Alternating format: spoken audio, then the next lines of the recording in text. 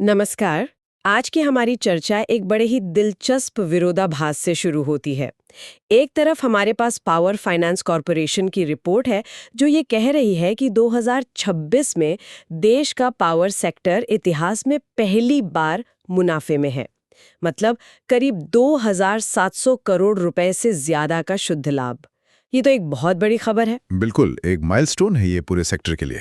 लेकिन यहीं पर कहानी में एक ट्विस्ट आता है। हमारे पास हरियाणा की दो सबसे बड़ी बिजली वितरण कंपनियों यानी डिस्कॉम्स का स्ट्रैटेजिक ऑडिट भी है, DHBVN और UHBVN, और इनकी कहानी वो बिल्कुल उल्टी है। ये दोनों मिलकर 4,484 करोड़ रुपए के एक बहुत बड़े रेवेन्यू गैप से जूझ रही हैं। तो सवाल यही है कि जब पूरे देश की पावर इंडस्ट्री एक तरह से जश्न मना रही है, तो हरियाणा में बिजली कंपनियों की हालत इतनी खराब क्यों है? आज हम इसी पहेली को सुलझाने की कोशिश करेंगे। ये विरोधाभासी इस पूरे विश्लेषण का केंद्र है। देखिए, राष्ट्रीय स्तर पर जो सुधार दिख रहे हैं वो सच हैं। जैसे AT&C लॉस में कमी, aggregate technical and commercial loss. हाँ, जिसे हम आम भाषा में बिजली की लीकेज कह सकते हैं। सही। टेक्निकल लॉस जो पुराने तारों या खराब ट्रांसफार्मर से होता है, और कमर्शियल लॉस मतलब बिजली की चोरी या बिल न भरना। और हरियाणा इस लीकेज को रोकने में देश के सबसे अच्छे राज्यों में से एक है। फिर भी जमीनी हकीकत यह है कि उनकी बैलेंस शीट खतरे में है। तो इसका मतलब ये हुआ कि एक नेशनल सक्सेस स्टोरी के पीछे एक बड़ी रीजनल क्राइसिस छुपी हुई है। बिल्कुल सही। आज हमारी पड़ताल का मकसद इसी संकट की परतें खोलना है। हम आंकड़ों को देखेंगे, जमीनी चुनौतियों को समझेंगे और ये जानने की कोशिश करेंगे कि आगे क्या हो सकता है। तो चलिए सीधे UHBVN के फाइनेंशियल से शुरू करते हैं, क्योंकि ये आंकड़े वाकई हैरान करने वाले हैं। वित्त वर्ष 2025 में उनका रेवेन्यू मतलब परिचालन आय 13% से ज्यादा बढ़कर 19,346 करोड़ रुपए हो गई। अब कोई भी सोचेगा कि रेवेन्यू बढ़ा है तो प्रॉफिट भी बढ़ा होगा, लेकिन यहाँ तो खेल ही पलट गया। बिल्कुल सही पकड़ा आपने। रेवेन्यू बढ़ने के बावजूद UHBVN को 150 करोड़ से ज्यादा का नेट लॉस हुआ है, जबकि पिछले साल वो प्रॉफिट में थे। 150 करोड़ का घाटा। पर क्यों? जब हमने इसकी पड़ताल की तो पता चला कि इसकी सबसे बड़ी वजह है उनकी ऑपरेशनल कॉस्ट्स, खासकर एम्प्लॉय कॉस्ट में बेतहाशा बढ़ोतरी। नई भर्तियों और रिटायरमेंट बेनिफिट्स पर लगभग 218 करोड़ का अतिरिक्त खर्च आया। अच्छा। तो कमाई तो बढ़ी, लेकिन खर्चे उससे भी ज्यादा तेजी से बढ़ गए। एग्जैक्टली। और इसका असर उनके EBITDA मार्जिन पे पड़ा, जो कंपनी के कोर बिजनेस की सेहत का सबसे बड़ा इंडिकेटर होता है। ये मार्जिन 4.77% से गिरकर सिर्फ 0.18% रह गया। सिर्फ 0.18%? हाँ, मतलब कंपनी का जो मुख्य काम है बिजली बेचना, वो अब बस नाम के लिए प्रॉफिट कमा रहा है। ये किसी भी कंपनी के लिए बहुत ही खतरनाक सिग्नल है। और यहाँ एक और बहुत बड़ा रेड फ्लैग है। वो क्या? उनका डेट सर्विस कवरेज रेशियो या DSCR 1 से नीचे गिरकर 0.96 पर आ गया है। DSCR, इसे थोड़ा आसान भाषा में समझाएंगे? जरूर। इसे ऐसे समझिए कि आपकी महीने की सैलरी आपकी EMI चुकाने के लिए कम पड़ रही है। अच्छा। DSCR का 1 से नीचे जाने का मतलब है कि कंपनी अपने रोज के कामकाज से, अपने इंटरनल कैश फ्लो से इतना भी नहीं कमा पा रही कि अपने लोन की किश्तें भर सके। उसे या तो अपनी बचत से पैसा निकालना पड़ रहा है या फिर किश्त चुकाने के लिए नया लोन लेना पड़ रहा है। बाप रे, ये तो फाइनेंशियली ICU में होने जैसा है। एक तरह से हाँ। तो इस 4,484 करोड़ रुपए के बड़े गड्ढे को भरने के लिए इन डिस्कॉम्स का प्लान क्या है? मैंने सुना है कि 15 से 17% टैरिफ बढ़ाने का एक प्रस्ताव है, जिस पर काफी विवाद हो रहा है। हाँ, और यहीं से मामला और भी ज्यादा पेचीदा हो जाता है। कंपनियों का तर्क यह है कि 2017 से 2024 तक, मतलब 8 साल से बिजली की दरों में कोई बड़ी बढ़ोतरी नहीं हुई है, जबकि कोयले से लेकर हर चीज की कीमत बढ़ गई है, जिससे उनकी बिजली खरीदने की लागत बढ़ी है। ऊपर से देखें तो ये बात तो वैलिड लगती है। 8 साल एक बहुत लंबा समय है। हाँ, ऊपर से देखने पे ये वैलिड लगता है, लेकिन यहीं पर पेच है। इस प्रस्ताव का कड़ा विरोध हो रहा है और पूर्व बिजली मंत्री संपत सिंह ने इसके खिलाफ याचिका भी दायर की है। उनका आरोप है कि ये पूरी प्रक्रिया लीगल नहीं है। अच्छा, क्या आपत्तियां हैं? सबसे बड़ी आपत्ति यह है कि दोनों डिस्कॉम्स ने cost of service study report जमा नहीं की है, जो कानूनन अनिवार्य है। कॉस्ट ऑफ सर्विस स्टडी, ये क्या होता है? ये एक डिटेल स्टडी होती है जो ये बताती है कि अलग अलग तरह के कंज्यूमर जैसे एक घर, एक फैक्ट्री। अच्छा, मतलब हर किसी के लिए अलग अलग। हाँ बिल्कुल, एक घर तक या एक किसान के खेत तक बिजली पहुंचाने का असल खर्चा कितना आता है। इस रिपोर्ट के बिना आप कैसे तय करेंगे कि किससे कितना पैसा लेना जायज है? विपक्ष का आरोप है कि आप अपनी इनएफिशिएंसी, अपने बढ़ते खर्चों का बोझ सीधे जनता पर डाल रहे हैं, बिना ये हिसाब दिए कि ये बढ़ोतरी क्यों जरूरी है। समझ गई। मतलब पारदर्शिता की कमी एक बड़ा मुद्दा है। बिल्कुल, ये ऐसा है जैसे कोई टैक्सी वाला कहे कि किराया बढ़ाना है, लेकिन ये बताने को तैयार नहीं कि मीटर का हिसाब क्या है। ठीक है, तो ये तो हो गई बैलेंस शीट और कागजों की बात। लेकिन असल में जमीन पर आम लोगों के लिए इसका क्या मतलब है? खासकर गुरुग्राम जैसी जगह पर जहां हर कोई सोचता है कि सब कुछ हाईटेक और ऑर्गेनाइज्ड होगा, वहां क्या चल रहा है? गुरुग्राम की कहानी इस पैराडॉक्स का एक और हिस्सा है। ये डीएचबीवीएन की ऑपरेशनल चुनौतियों को सामने लाती हैं। वहां की बड़ी बड़ी हाई राइज सोसाइटियों में सालों से एक बड़ी समस्या चली आ रही है। बिल्डर्स और आरडब्ल्यूएस द्वारा बिजली बिलों में मनमानी वसूली। अच्छा। वो डिस्कॉम से एक बल्क कनेक्शन लेते हैं और फिर रेजिडेंट्स को ज्यादा रेट पर बिजली बेचते हैं। मतलब बीच में एक मिडिल मैन है जो मुनाफा कमा रहा है। बिल्कुल। इसे रोकने के लिए 2022 में एक यूनिफाइड बिलिंग सिस्टम लाया गया था।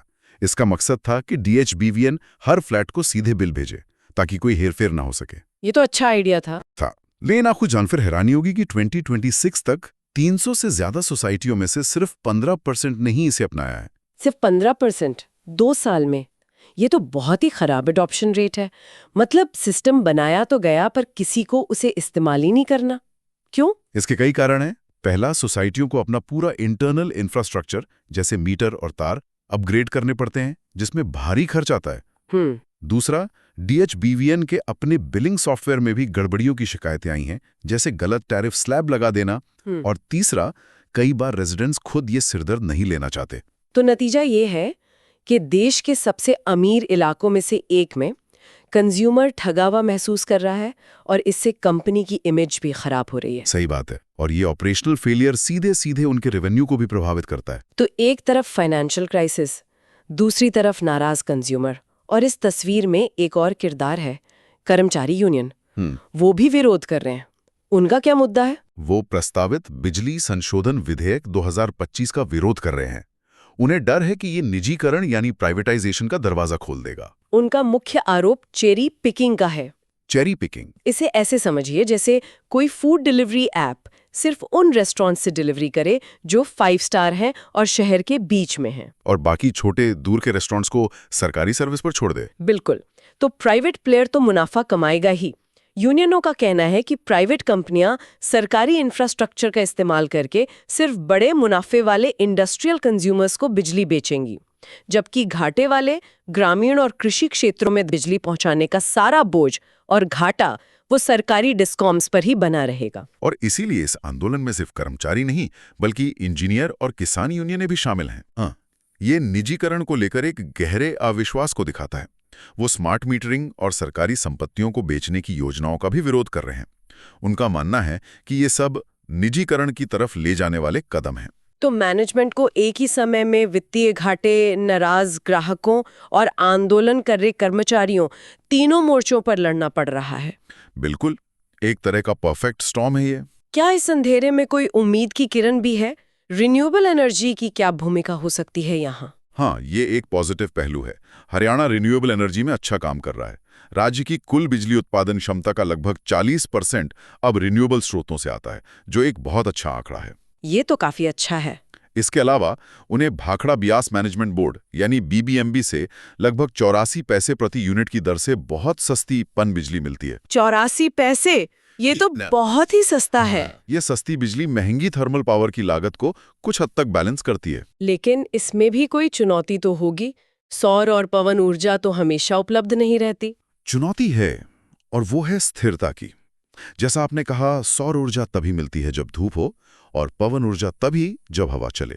इस उतार चढ़ाव को संभालने के लिए और 24/7 सप्लाई सुनिश्चित करने के लिए बैटरी एनर्जी स्टोरेज सिस्टम यानी BESS जैसी टेक्नोलॉजी में भारी निवेश की जरूरत होगी। तो रिन्यूएबल एनर्जी समाधान का एक हिस्सा जरूर है, लेकिन ये कोई जादू की छड़ी नहीं है। इसके साथ अपनी अलग लागत और तकनीकी चुनौतियां हैं। तो अगर हम अगले 24 महीनों के लिए देखें तो सबसे बड़े जोखिम क्या हैं? अगर हम सम अप करें तो 3 मुख्य जोखिम हैं। पहला, लिक्विडिटी यानी नकदी का संकट। अगर सरकार करीब 100 करोड़ की सब्सिडी का बकाया जारी नहीं करती और प्रस्तावित टैरिफ बढ़ोतरी भी नहीं होती, तो कंपनियों के पास रोजमर्रा के खर्चे चलाने के लिए भी पैसा नहीं बचेगा।